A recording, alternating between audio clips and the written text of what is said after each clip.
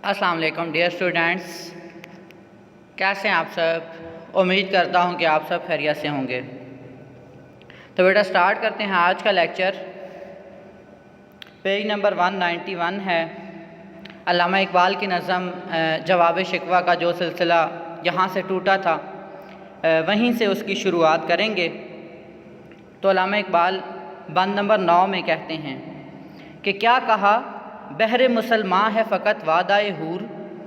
شکوہ بے جا بھی کرے کوئی تو لازم ہے شعور،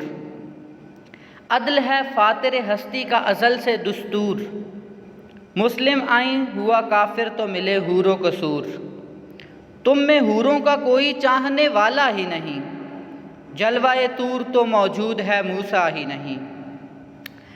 پہلے لغت دیکھ لیتے ہیں۔ بہر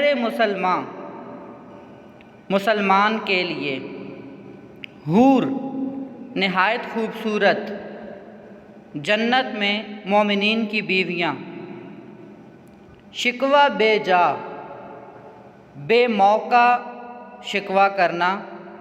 جو موقع کی مناسبت سے درست نہ ہو، فاتر ہستی کائنات کو پیدا کرنے والا، ازل ہمیشہ سے، شروع سے، دستور قانون یا قاعدہ، مسلم آئیں ہوا مراد اسلامی اصولوں پر چلنے والا، قصور کسر کی جمع ہے، اس کا مطلب ہے محل، جلوہ طور مراد اللہ کا جلوہ، طور وہ پہاڑ ہے جس پر حضرت موسیٰ کو اللہ کا جلوہ دکھائی دیا، یہ تلمیح بھی ہے۔ موسیٰ مراد پیغمبر ہیں حضرت موسیٰ علیہ السلام جو سچے مومن تھے۔ اب دیکھتے ہیں تشریح۔ تو علامہ اقبال فرماتے ہیں اللہ تعالیٰ کی طرف سے جواب دیتے ہوئے جواب شکوہ میں مسلمان کو یہ بتا رہے ہیں، کیا کہا بہر مسلمان ہے فقط وعدہ حور، کہ جیسا کہ علامہ اقبال نے شکوہ میں یہ بات کہی تھی کہ مسلمان جو ہے وہ ظلم و ستم کا شکار ہیں اور کافر جو ہیں ان کو دنیا میں حوریں مل رہی ہیں اور مسلمان فقط وعدہ حور پر ترخا دیے گئے ہیں۔ تو اس کا جواب اللہ تعالیٰ کی طرف سے یہ آتا ہے کہ کیا کہا کہ یہ تم کیا کہہ رہے ہو کہ بہر مسلمان، کہ مسلمان کے لیے ہے فقط وعدہ حور، فقط حوروں کا وعدہ ہے، حقیقت میں کچھ بھی نہیں ہے۔ تو اس پر پھر جواب آتا ہے کہ شکوہ بے جا بھی کرے کوئی تو لازم ہے شعور، یعنی پہلی بات تو یہ کہ یہ تو شکوہ بنتا ہی نہیں ہے، لیکن دوسری بات کہ اگر کوئی بے جا شکوہ یعنی شکوے کا موقع بھی نہ ہو اور اس جگہ پہ بھی اگر کوئی شکوہ کرتا ہے تو پھر بھی شعور لازم ہے، کوئی سینس لازم ہے،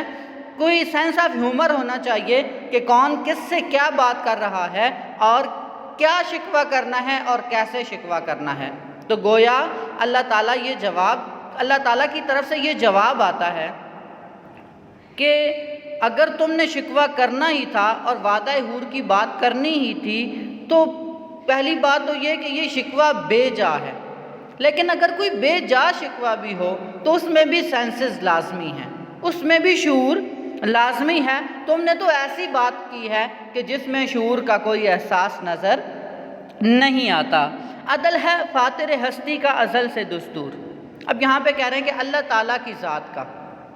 فاتر ہستی کائنات کو، دنیا کو بنانے والا، دنیا کو بنانے والے کا ازل سے یہ دستور ہے، ازل سے یہ قاعدہ ہے، یہ قانون ہے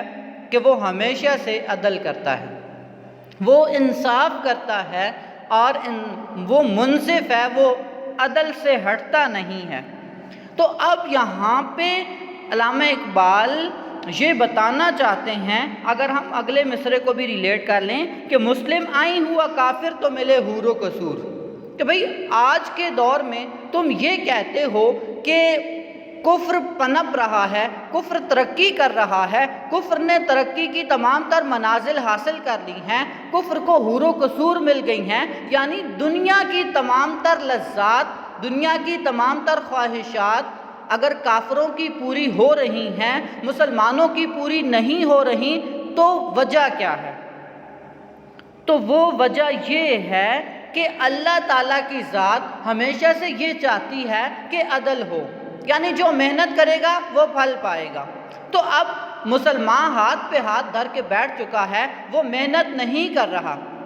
اور وہ کافر جن کو پڑھنا لکھنا ہم نے سکھایا،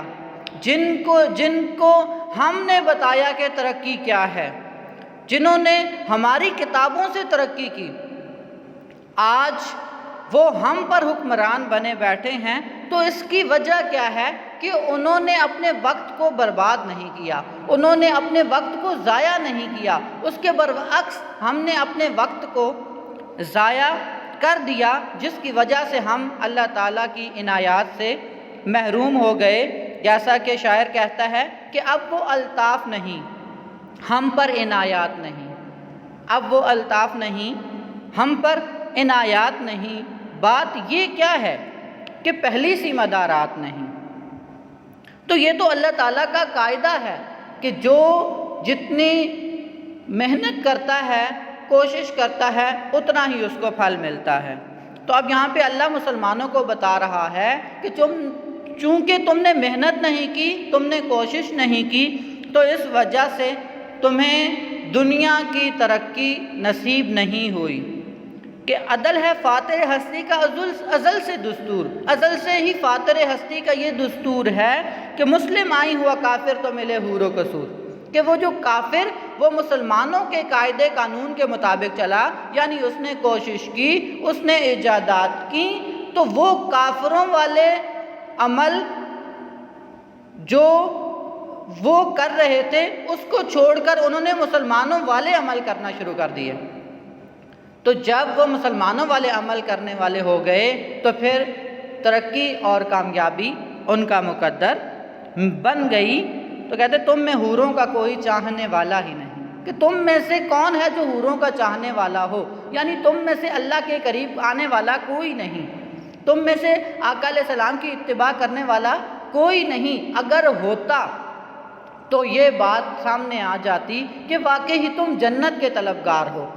اور پھر جنت سے بڑھ کے آگے حوروں کے طلبگار، تو تم نے چونکہ وہ اعمال ہی نہیں کیے، تو ان اعمال کے نہ کرنے کی وجہ سے ایسا لگتا ہے کہ تم میں حوروں کا چاہنے والا کوئی نہیں، یعنی اللہ کے راستے کی طرف آنے والا کوئی نہیں ہے۔ اس وجہ سے تم ہمیشہ سے اے مسلمانوں ذلیل اور خوار ہو رہے ہو۔ کہتے ہیں جلوہ طور تو موجود ہے، موسیٰ ہی نہیں۔ کہتے ہیں کہ طور تو آج بھی موجود ہے، طور کا پہاڑ، کوہ طور آج بھی موجود ہے، لیکن آج موسیٰ نہیں ہے۔ یعنی اگر موسیٰ جیسا ایمان والا آج بھی کوئی آ جائے تو طور پہ اللہ تعالیٰ اپنا جلوہ پھر بھی کرا سکتا ہے۔ وہ جیسا کہ علامہ اقبال نے بھی جو ہے وہ کہا تھا، اسی طرح کا سینس جو ہے وہ انہوں نے بھی کریٹ کرنے کی کوشش کی ہے کہ